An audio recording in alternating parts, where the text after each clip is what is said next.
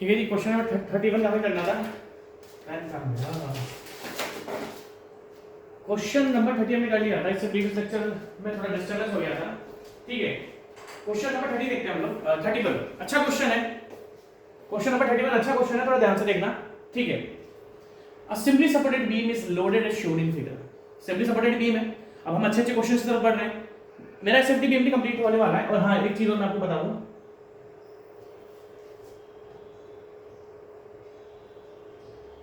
बहुत ज्यादा स्टूडेंट्स एक सब्जेक्ट की डिमांड कर रहे हैं, फ्लूइड मैकेनिक्स।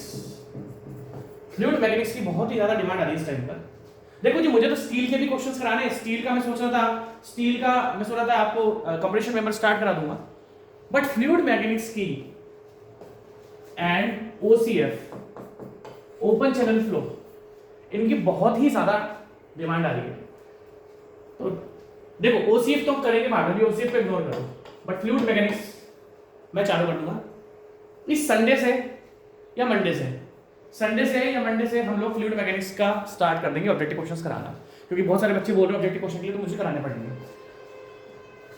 ठीक है, तो मेरा जो नेक्स्ट यूनिट होगा 70 मिनट के बाद वो होगा फ्लूइड मैकेनिक्स, यूनिट नंबर 1। अभी हमने यूनिट नंबर 1 कंप्लीट करी, 2-3 लेक्चर करे थे, पर यूनिट नंबर 1 कंप्लीट हुई। ठीक है, क्वेश्चन को ध्यान से देखते हैं। क्वेश्चन अच्छा है। और simply supported beam is loaded shown in figure. Simply supported beam आपको देकर रखी हुई है, और अगर आप ध्यान से देखोगे तो 3 तो इसमें पॉइंट लोड है, 1 2 3।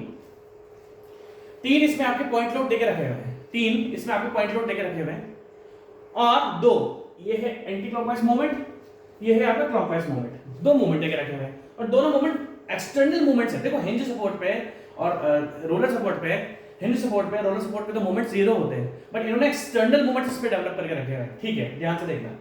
एक सिंपली सपोर्टेड बीम है, बहुत ज्यादा ध्यान से देखना है। अब क्या है, इन्होंने तो पूछा था बेंडिंग मूवमेंट एट ई। इस ई पर देखो, ये 1 मीटर है, 2 मीटर, 3 मीटर, 4 मीटर।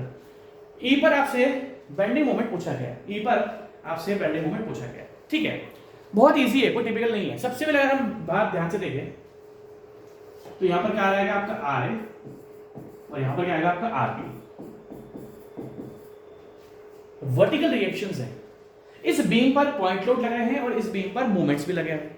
इस बीम पर पॉइंट लोड लगे हुए हैं और इस बीम पर मूवमेंट्स भी लगे हुए हैं। बट आपको स्पेशली ध्यान रखनी है कि ये जो वर्टिकल रिएक्शंस होती है, ये हमेशा वर्टिकल लोड की वजह से होती है। अगर आप ध्यान से देखोगे, यहाँ पर 2T लगा हुआ है, यहाँ पर 4T और यहाँ पर 2T, तीनों, या अगर मैं ध्यान से देखूं तो बीम सिमेट्रिकल है। कहने का मतलब क्या है कि जब मैं बीम को बीच में से एक दूसरे के ऊपर मोड़ दूंगा, बीच में से अगर मैं ए और बी को ओवरलैप कर दूंगा, तो मेरी बीम क्या है, मेरी बीम है आपकी सिमेट्रिकल। और सिमेट्रिकल बीम में लोड हमेशा इक्वली डिस्ट्रीब्यूट हो जाता है, इक्वल डिस्ट्रीब्यूट हो जाता है। कहने का मतलब क्या है कि ये जो वर्टिकल रिएक्शंस होती है ये हमेशा वर्टिकल लोड की वजह से होती है। और वर्टिकल लोड कितना है, 4 6 8। अगर हम ध्यान से देखेंगे तो बीम पर टोटल लोड है 2T + 4T + 2T, 10 है, 10 देके रखा हुआ है, टन्स में देके रखा है, न्यूटन किलोमीटर में देके 10 में देके रखा हुआ है। ठीक है, ये टी से कुछ काम नहीं पड़ेगा हमें। ठीक है, टन ही यूनिट देके रखी हुई है। तो ये जो वर्टिकल रिएक्शन है इन दोनों की वजह से होगा। सिमेट्रिकल बीम में 8T टोटल लोड है, तो 4T यहां पर आ जाएगा और 4T यहां पर आ जाएगा। अब देखो, मुझे यहां पर एसएफडी या बीएमडी ड्रॉ करना नहीं है, मुझे यहां पर शियर फोर्स डायग्राम में बेंडिंग मोमेंट डायग्राम ड्रॉ करना नहीं। इसने पूछी डायरेक्ट वैल्यू, इसने आपसे पूछी है क्या, डायरेक्ट वैल्यू। अब डायरेक्ट वैल्यू का मतलब क्या है, देखो आपको ई पर जो भी यहां से कितना है 1 2, यहां से 2 मीटर, यहां पर आपको मूवमेंट फाइंड करना है। देखो बीम में क्या हो रहा है, सैगिंग, बीम में क्या हो रहा है, सैगिंग। ध्यान से देखना, बीम में क्या हो रहा है आपका, सैगिंग। अगर मैं ई पर मूवमेंट को कैलकुलेट करना है मुझे, तो मेरे को ए से लेके ई तक की बीम एनालाइज करनी पड़ेगी। क्यों एनालाइज करनी पड़ेगी, क्योंकि भाई साहब बेंडिंग मोमेंट और शियर फोर्स तो होता ही रिजल्टेंट है। अब आप ई पर अगर आपको बेंडिंग मोमेंट फाइंड करना है, तो मुझे बीम की शुरुआत से लेके ए ई पोर्शन मुझे कंसीडर करना पड़ेगा। सबसे पहले बीम में क्या हो रहा है, सैगिंग। सैगिंग में पहला मूवमेंट क्या था, पॉजिटिव, और ये मूवमेंट यहां पर कैसे आ रहा है, क्लॉकवाइज।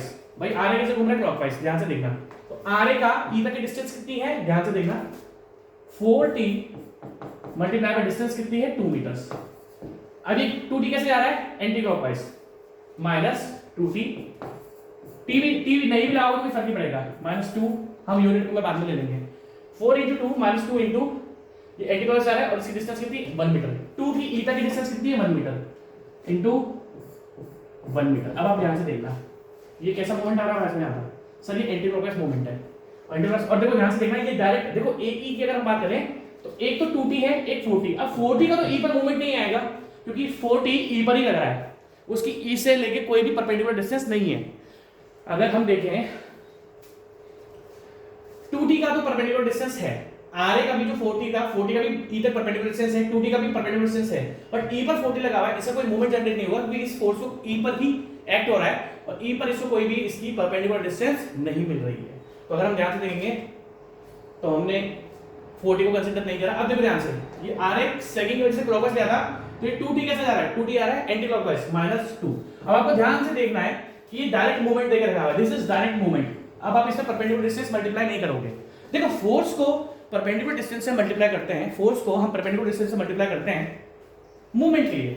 अगर हमें फोर्स के से मूवमेंट चाहिए तो हम फोर्स को परपेंडिकुलर डिस्टेंस से मल्टीप्लाई कर देंगे, बट मूवमेंट तो ऑलरेडी मूवमेंट है तो उसको परपेंडिकुलर डिस्टेंस से मल्टीप्लाई करने की जरूरत नहीं है। अब देखो आप ध्यान से क्या आ रहा है, 8 - 2 - 4 = 4 टन मीटर्स, 4 टन मीटर्स। ध्यान से देखना, ए पर मूवमेंट आ रहा है 4 टन मीटर्स। अब एक और चीज, मूवमेंट आपका पॉजिटिव में आया है नेगेटिव में, मूवमेंट आपका किस में आया है? अगर मैं आपसे पूछूं मूवमेंट आपका किस में है, पॉजिटिव में नेगेटिव में, आप बोलोगे सर पॉजिटिव वैल्यू आ रही है ना, तो पॉजिटिव है तो क्या होगा, ऑब्वियसली सैगिंग। नेगेटिव होता तो हम क्या बोलते हैं, हॉगिंग, और पॉजिटिव है तो हम क्या बोलेंगे, सैगिंग। इजी सा है। आप एक और चीज ध्यान से देख सकते हो, देखो जब मैंने इसको पूरा कंसीडर करा 2 टन मीटर एंटी क्लॉकवाइज था, इस 2 का भी जो मूवमेंट है वो एंटी क्लॉकवाइज था, बट हमारा जो 4 टन इनटू मतलब जो रिएक्शन आई थी 4 × 2 यानी 8 किलोमीटर, 8 टन में एक्चुअली 8 आ रही है वैल्यू, 8 टन मीटर आ रही है। तो कहने का मतलब क्या था, इसमें ओवरऑल मूवमेंट क्या आ रहा है, आपको पॉजिटिव आ रहा है। पॉजिटिव मतलब बीम में क्या होगा, आपका सैगिंग होगा। आप चाहो तो इसको लिख सकते हो, मैं आपको 2 मिनट दूंगा क्योंकि अच्छा क्वेश्चन था ये। मुझे लग रहा है कि मूवमेंट्स के क्वेश्चन देख के आप पहले डरते होंगे, बट आप जब से मैंने आपको साइन कन्वेंशन, आपको बस साइन कन्वेंशन का ध्यान देना है। साइन कन्वेंशन के बाद आपको कोई भी एसएफडी वेंडियो प्रॉब्लम नहीं होगी। ठीक है, next question, which one of the following statement is correct? कौन सा स्टेटमेंट आपका करेक्ट है? shear force is the first derivative of bending moment। हाँ, हमने डिस्कस करा था, मैं आपको बता देता हूँ, ये क्वेश्चन आया हुआ मैंने आपको करा भी दिया है, फिर बता देता हूँ। बेंडिंग मोमेंट की इक्वेशन को जब हम डेरिवेटिव करेंगे तो हमें मिलेगा क्या, shear force। shear force की इक्वेशन को जब हम डिराइव करेंगे, डेरिवेटिव करेंगे, पार्शियल डेरिवेटिव करेंगे, तो हमें मिलता है लोड। बीएमटी पर अगर हमने बीएमटी डायग्राम पर अगर हमने कोई स्लोप डाली तो हमें मिलता है shear force, और shear force डायग्राम पर अगर हमने कोई स्लोप डाली तो हमें मिलता है लोड। इसी से क्वेश्चन है, shear force is the first derivative of bending moment। बिल्कुल सही बात है, जब बेंडिंग मोमेंट को हम डिफरेंशिएट कर देंगे with respect to length of beam.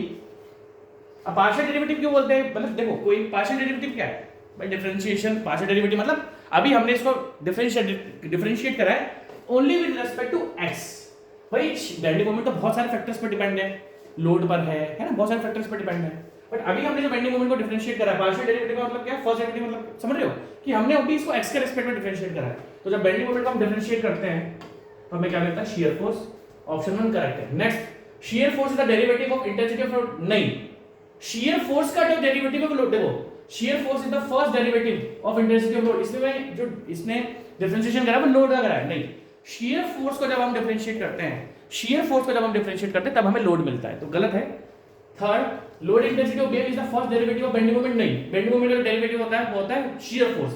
Bending moment is the first derivative of shear force, नहीं, बेंडिंग मोमेंट का जो डेरिवेटिव है वो shear force के इक्वल होता है। देखो तीनों रिलेशनशिप बताया गया है, आंसर आपका ए है। ये मैंने क्वेश्चन आपको 2-3 बार करा दिया है, इस क्वेश्चन में आपको कंफ्यूजन नहीं होना चाहिए। Next question, match list 1 and list 2। List 1 और लिस्ट 2 देकर रखिए। लिस्ट 1 में लोड देकर रखा है, मतलब बीम देकर रखी है, और लिस्ट 2 में मैक्सिमम बेंडिंग मोमेंट। अच्छा क्वेश्चन है। आप कोई बीम देकर रख लीजिए 4, 1 2 3 4, इन सबके आपको मैक्सिमम बेंडिंग मोमेंट फाइंड करने हैं। ठीक है, ध्यान से देखना, देखो ध्यान से देखना, प्लीज ध्यान से देखना। ये मुझे जरूरत पड़ेगी पेन की, पेन नहीं है मुझे, ठीक है। हम इसमें आंसर लिख लेंगे क्योंकि मुझे चारों के आंसर याद नहीं है। ठीक है, पहला केस बता देता हूं। पहला वाला केस क्या है, यूवीएल। बीम पर क्या लग रहा है सर, बीम पर यूवीएल लगा हुआ है। बीम पर क्या लग रहा है भाई साहब, बीम पर यूवीएल लगा हुआ है। अगर हम कहते हो यहां पर एक्स कितना है 0, यहां पर एक्स कितना है l। अगर हम मूवमेंट की बात करते हैं तो देखो सारी बीम्स में सैगिंग, सॉरी सारी बीम्स में, कुछ बीम्स में कैंटिलीवर है, कैंटिलीवर में हॉगिंग हो रही है और सिंपली सपोर्टेड बीम पर सैगिंग हो रही है। सबसे पहले अगर हम देखें तो मूवमेंट का फॉर्मूला को फटाफट बताएंगे। Movement is equals to force multiply by perpendicular distance. अब इसका फोर्स क्या होता है, जो यूवीएल का जो फोर्स है सर, इसका एरिया हाफ इनटू, अब देखो अगर मुझे यहाँ पर मूवमेंट फाइंड करना है, देखो यहाँ पर तो x 0 है तो मूवमेंट तो आ गया नहीं, यहाँ पर x क्या कितना है l, तो यहाँ पर मूवमेंट डेवलप होगा। मूवमेंट का फॉर्मूला क्या है, हाफ इनटू बेस, बेस कितना देगा रखा l, हाइट कितनी रखी देखिए w, हाइट कितनी रखी हुई w, ये तो बन गया आपका ओनली फोर्स। अब मूवमेंट की बात करते हैं, यहां से लेके यहां तक का परपेंडिकुलर डिस्टेंस मैंने आपको बताया है। देखो हम कहां, देखो हमेशा आपको सेंट्रोइड से परपेंडिकुलर, आपको ये डाउट आ सकता है, आपको ये डाउट आ सकता है कि सर हमें मूवमेंट लेना कहां पर है, आपके मन में ये डाउट आ सकता है, आपके मन में ये डाउट आ सकता है कि सर हमें मूवमेंट लेना कहां पर है। मूवमेंट आपको हमेशा लेना है, आप बोलोगे सर इस सेंट्रोइड से लेके हमें कौन सी डिस्टेंस लेनी है, जिस जगह आप मूवमेंट फाइंड कर रहे हो। मान लो अभी मैं अगर मैं ए पर फाइंड कर रहा होता तो मैं यहां से लेके यहां तक की सेंट्रोइडल डिस्टेंस दूंगा। अभी मैं मूवमेंट का फाइंड कर रहा हूं बी पर, तो हम यहां से लेके यहां तक, which is equals to l/3। ये क्या होती है, l/3। ट्रायंगल के सेंट्रोइड से लेके परपेंडिकुलर डिस्टेंस होती है, वो कितनी होती है, l/3 multiply by l/3, which is equals to w l²/6। ये आपका मूवमेंट आ रहा है। दैट मींस अगर किसी कैंटिलीवर बीम पर, अगर किसी कैंटिलीवर बीम पर, अगर किसी कैंटिलीवर बीम पर यूवीएल लगा हुआ है, तो यूवीएल का बहुत सिंपल फार्मूला है, मूवमेंट फाइंड करना है, फोर्स, यूवीएल का एरिया निकाल लो, half into l into w, और परपेंडिकुलर डिस्टेंस से मल्टीप्लाई कर दो। यहां पर क्या आती है l/3, तो मल्टीप्लाई बाय l/3 w²/6। पहला यूज देख लेता हूं, पहला वाला मेरा जो आया है, फर्स्ट वाला ए का मेरा जो आया है, वो आया मेरा WL²/6, WL²/6। इजी क्वेश्चन है, बहुत बार आया हुआ क्वेश्चन है। सेकंड केस देखेंगे। सेकंड केस की अगर मैं आपसे बात करूं तो सेम वही फंडा है, यूडीएल है। क्या है भाई साहब, यूडीएल है। यहां पर वही x = 0, यहां पर x = l, ठीक है, यूडीएल है, x = 0, x = l। मोमेंट, अब देखो यूडीएल का, अब देखो हमें मोमेंट फाइंड करना है यहां पर, क्योंकि कैंटिलीवर में हमेशा जो मैक्सिमम बेंडिंग मोमेंट होता है, देखो फ्री एंड पर तो मोमेंट होता नहीं, जैसे जैसे हम फिक्स एंड की तरफ बढ़ते जाते हैं मूवमेंट हमारा बढ़ता जाता है। तो मैक्सिमम बेंडिंग मोमेंट पूछा है तो वो ऑब्वियसली कैंटिलीवर के हमेशा फिक्स एंड पर होता है, ठीक है। अब अगर हम ध्यान से देखें x = l, तो मूवमेंट अब वही आ जाएगा, मूवमेंट का फार्मूला फोर्स में, फोर्स क्या है, फोर्स क्या होता है, अगर यूडीएल का मैं आपसे फोर्स पूछूं, सांस फूट गया भाई, अगर हम यूडीएल का मैं आपसे फोर्स पूछूं, फोर्स क्या होता है, तो आप बोलोगे सर यूडीएल की इंटेंसिटी को लेंथ से मल्टीप्लाई कर दो, तो w * l तो बन गया आपका ओनली फोर्स। अब परपेंडिकुलर डिस्टेंस की बात करते हैं, तो जो सेंटर है भाई यूडीएल क्या होता है, ऐसा रेक्टेंगुलर लोड होता है, रेक्टेंगल का एरिया क्या, w * l, यहां से लेके यहां तक की डिस्टेंस। यूवीएल और यूडीएल आपको हमेशा सेंट्रोइड से लेना है, ध्यान से देखना। तो देखो w * l और ये लगती होगी l/2, तो आपका आ रहा है आंसर WL²/2। तो दैट मींस अगर किसी कैंटिलीवर बीम पर अगर आपका यूडीएल लगा हुआ है, फ्री एंड पर मोमेंट 0 होगा क्योंकि वहां पर लेंथ 0 होती है, और फिक्स्ड एंड पर मोमेंट होता है WL²/2। सेकंड मेरा आ रहा है, अभी आ रहा है मेरा WL²/2, ठीक है भाई, WL²/2, ठीक है। अब अगर मैं नेक्स्ट की बात करूं, सी की, मिटा देता हूं मैं,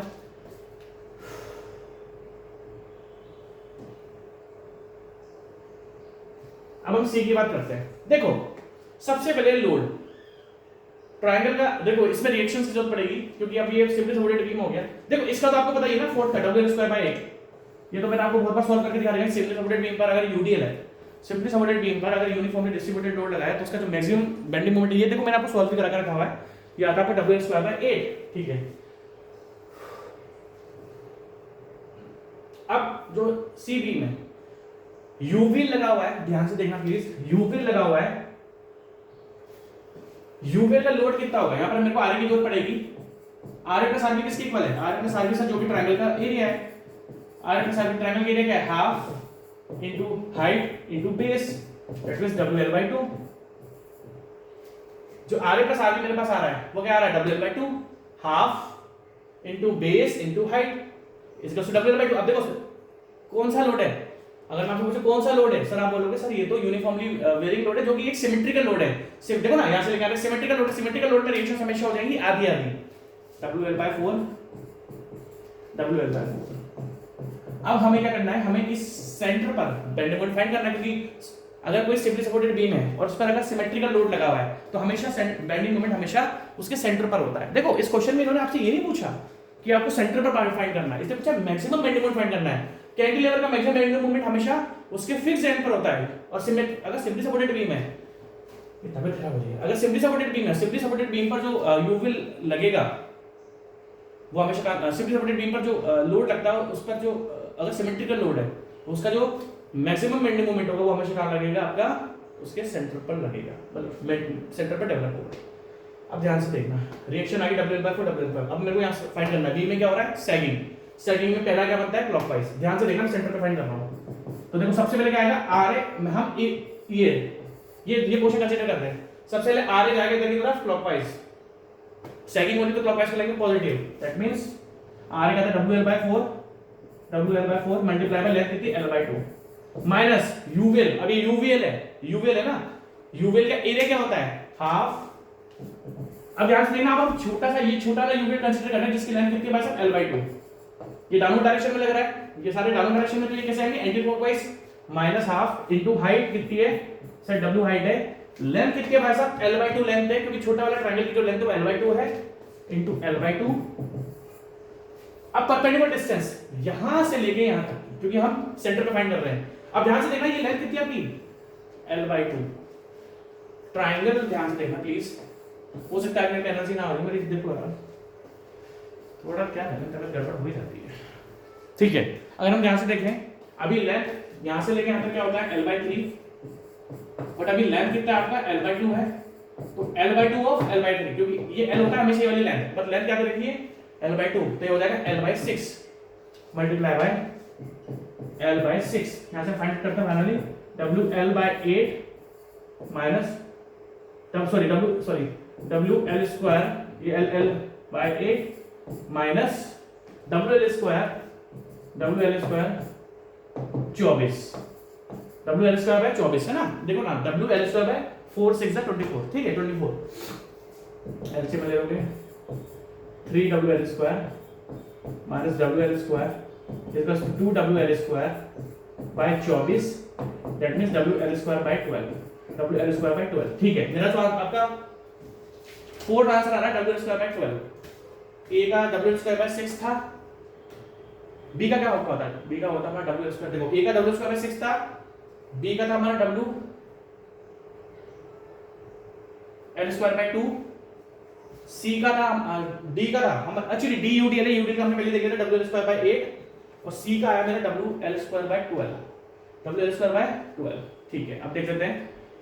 ठीक है, ए का था WL स्क्वायर बाय 6, मैं ऑप्शन देख लेता हूं, आप इसको लिख लो, ये वाला इंपॉर्टेंट है आपके लिए, ये वाला केस आप लिख लो, ये वाला इंपॉर्टेंट है, इसको लिख लेना। ठीक है, तो हमारा ए का था, पेज कर लिया, चलो मैच कर लेना। मेरी तबीयत खराब हो गया बहुत ज्यादा। WL square by 12, WL square 6, अब मैच कर लेना, मैंने आपको सारा सॉल्व करा दिया। ठीक है, मैं बता देता हूं ना, इसका था, मेरे को याद नहीं है यार, मतलब देख लेना किसका क्या आएगा। ठीक है, मैच कर लेना, हमारे चारों आंसर आ चुके हैं, ABCD से मैच कर लेना। ठीक है, match list 1 and list 2, shape of bending moment diagram for the cantilever. चक्कर आ रहे हैं यार। ठीक है, match list 1 and list 2, list 1 list 2 लिखा है।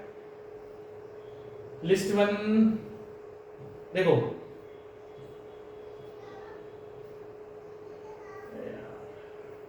ये 4 बीम्स देकर रखी हुई है, सॉरी 4 शेप देकर रखी हुई है। लिस्ट 1 में क्या दे रखा है, बीम और लोडिंग दे रखी है। लिस्ट 1 में बीम और लोडिंग देकर रखी हुई है, लिस्ट 1 में बीम और लोडिंग देकर रखी हुई है, और लिस्ट 2 में आपका शेप देकर रखा है बीएमडी का। मैं बता देता हूं आपको, यार मेरे को ताकत नहीं है। मैच लिस्ट 1, हमारे 2 दिन से लेक्चर डिस्टर्ब हो रहे हैं यार, कल का भी हो गया, आज का भी हो गया। ठीक है, कोई नहीं, इस हफ्ते के एंड तक, संडे तक मैं एसएफडी बीएमडी कंप्लीट करा दूंगा। संडे तक एसएफडी बीएमडी हमारा 100% कंप्लीट हो जाएगा। संडे तक हमारा एसएफडी बीएमडी 100% कंप्लीट हो जाएगा, और मंडे से या ट्यूसडे से मैं आपका फ्लूइड मैकेनिक्स स्टार्ट करा दूंगा। ठीक है, कोई दिक्कत नहीं है, मैं एक्स्ट्रा लेक्चर ले लूंगा। और आपके लिस्ट 1 में बीम देकर रखी हुई है और लोडिंग देकर रखी हुई है, और लिस्ट 2 में शेप देकर रखी हुई है।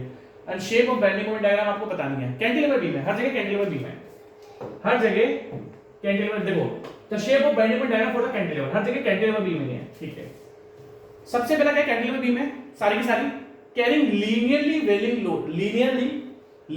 Varying load from 0 at its free end maximum at the fix. देखो, फर्स्ट वाला केस क्या है, फर्स्ट वाला केस है ये बीम, सॉरी कैंटिलीवर बीम है ना, ये एक कैंटिलीवर बीम है, इस कैंटिलीवर बीम पे यूनिफॉर्मली बेरिंग लोड लगा हुआ है, कैंटिलीवर बीम है और कैंटिलीवर बीम पर आपका यूनिफॉर्मली बेरिंग लोड लगा हुआ है। तो आपको मैंने बताया था कि इसमें जो इक्वेशन बनती है आपकी वो क्या बनती है, x की पावर 3। मैंने आपको इक्वेशन ही बना के दिखाई थी। यूवेल की चाहे वो सिंपल सपोर्टेड बीम पर हो चाहे कैंटिलीवर बीम पर हो, उसकी हमेशा इक्वेशन में क्या था, x की पावर 3। तो कैंटिलीवर का अगर यूवीएल है तो उसकी बेंडिंग मोमेंट में क्या आता है, x की पावर 3, और मैंने आपको बता देखा यार, सॉल्व कर रखा है। और शियर फोर्स में क्या आता है, x की पावर 2। तो याद रखना यूवेल होता है, चाहे वो कैंटिलीवर पे हो चाहे सिंपल सपोर्टेड बीम पर हो, बेंडिंग मोमेंट डायग्राम बनता है इसका क्यूबिक पैराबोला और शियर फोर्स डायग्राम बनता है इसका पैराबोला।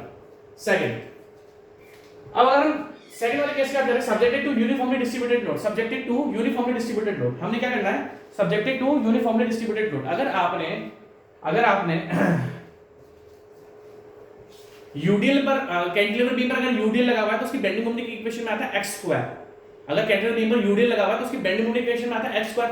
तो क्या होता है, देखो यूविल की बेंडिंग मोमेंट इक्वेशन में आता है x3, और वो इक्वेशंस में रटाया नहीं रहा हूं, मैंने आपको इक्वेशन सॉल्व करके दिखाई है, है ना, मैंने आपको इक्वेशन सॉल्व करके दिखाई है, यूडीएल के भी दिखाई है। यूडीएल में कितना था, x की पावर 2, कंसंट्रेटेड लोड है तो x की पावर 1 आता है, whose free end subjected to couple अगर आता है, ध्यान से देखना, कपल तो डायरेक्ट ही होता है, कपल तो आपका क्या होता है, डायरेक्ट ही होता है, मतलब वो रेक्टेंगल, देखो मैं बताता हूं, कैंटिलीवर बीम है, देखो सबसे पहला यूवीएल है, यूवीएल की बेंडिंग में इक्वेशन में आता है x की पावर 3, यूडीएल में क्या आता है x की पावर 2, और पॉइंट लोड में क्या आता है x की पावर 1। तो अगर किसी भी सिंपल सपोर्टेड बीम पर, कैंटिलीवर बीम पर यूवीएल है तो क्यूबिक पैराबोला, यूडीएल है तो पैराबोला, और अगर पॉइंट लोड है तो लीनियर या स्ट्रेट लाइन। और अगर किसी भी कैंटिलीवर बीम पर आपने मूवमेंट लगा दिया तो मैंने आपको बताया था इसका जो बीएमटी बनता है वो कांस्टेंट बनता है, इस तरीके से कांस्टेंट। तो अगर किसी भी कैंटिलीवर बीम पर मूवमेंट लगा हुआ है तो उसका बेंडिंग मोमेंट क्या होता है, कांस्टेंट, यहां पर भी m यहां पर भी m। तो दैट मींस फोर्थ केस का आंसर है रेक्टेंगुलर। ठीक है, ये मैंने ताकत नहीं है। तो parabola, rectangular, cubic parabola, triangular. ऐसे कैंटिलीवर बीम पर अगर पॉइंट लोड लगा रहा है, कैंटिलीवर बीम पर अगर पॉइंट लोड लगा है तो उसका ट्रायंगुलर मैं बताता हूं ना। देखो कैंटिलीवर बीम पर अगर पॉइंट लोड लगा हुआ है तो इसका बीएमटी कैसे बनता है, यहां पर x 0, यहां पर x l, ये बनता है कुछ इस तरीके से WL। यार मेरी ताकत बहुत खराब हो रही है यार, मैं कंटिन्यू नहीं कर पाऊंगा आज, माफी चाहूंगा यार, मेरी ताकत है नहीं आज। Take care, bye bye.